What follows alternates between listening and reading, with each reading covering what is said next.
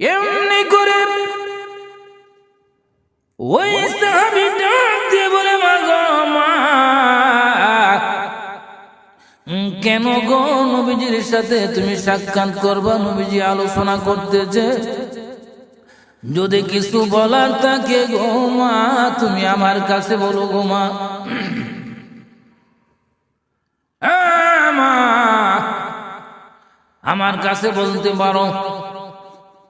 তখন ওই মহিলাটা ডাক দিয়ে বলে, বাবা রে, আমি এসেছি নবীজির কাছে কিছু বলার জন্য, তোমার কাছে বললে কোনো লাভ হবে না।